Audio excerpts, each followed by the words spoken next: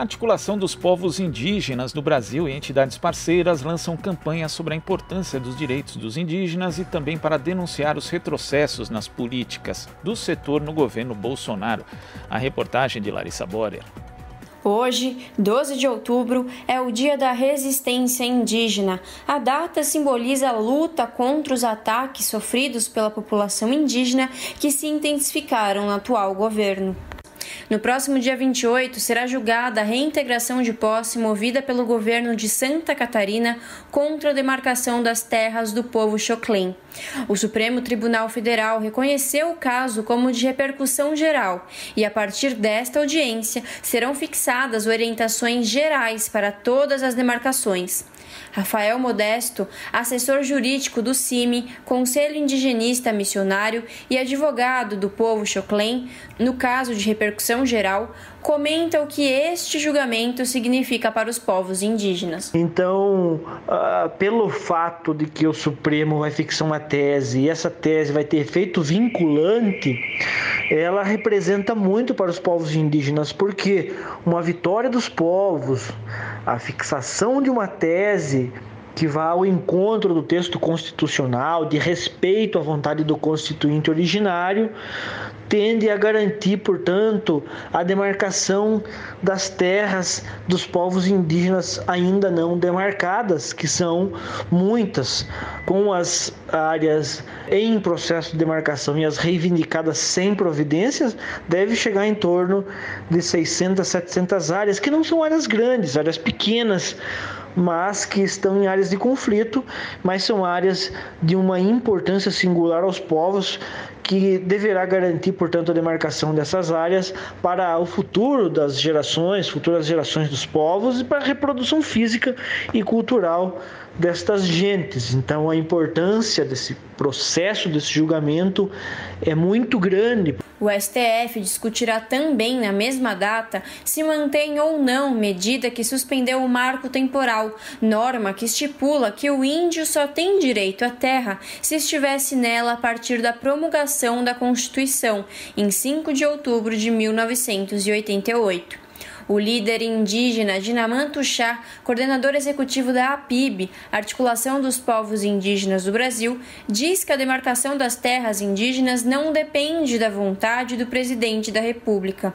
Segundo Dinamã, essa tese do marco temporal anula a violência que acompanha os povos indígenas desde sempre e que, caso seja aprovado, significará mais uma violência contra os povos originários.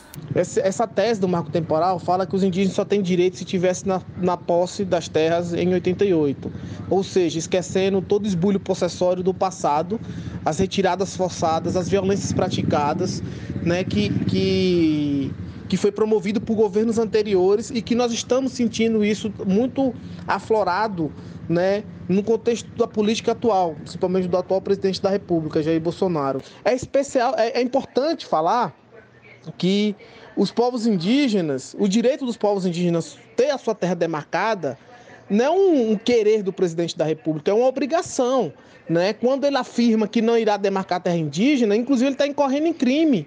Tuxá reitera que a Constituição reconhece as terras indígenas como direito, sem qualquer lapso temporal.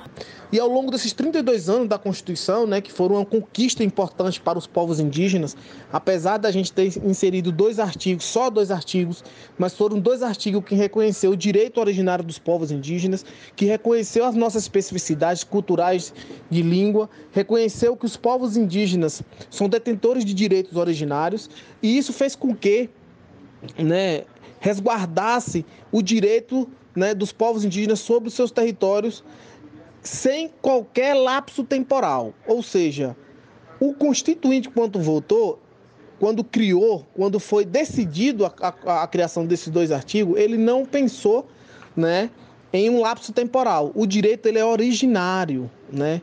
Ele surge, né, com os povos indígenas e não existe um marco temporal para que tal fato aconteça. Não tem como você A nossa história não começa em 88. A preocupação com o cenário político e com as ações do governo federal são muitas, comenta o advogado Rafael Modesto. A avaliação dele é que agora o futuro de todos os povos indígenas se encontra nas mãos do Supremo Tribunal Federal. Então nós estamos muito preocupados com o cenário político, preocupados com a política do governo Bolsonaro por meio da FUNAI, do Ministério da Justiça.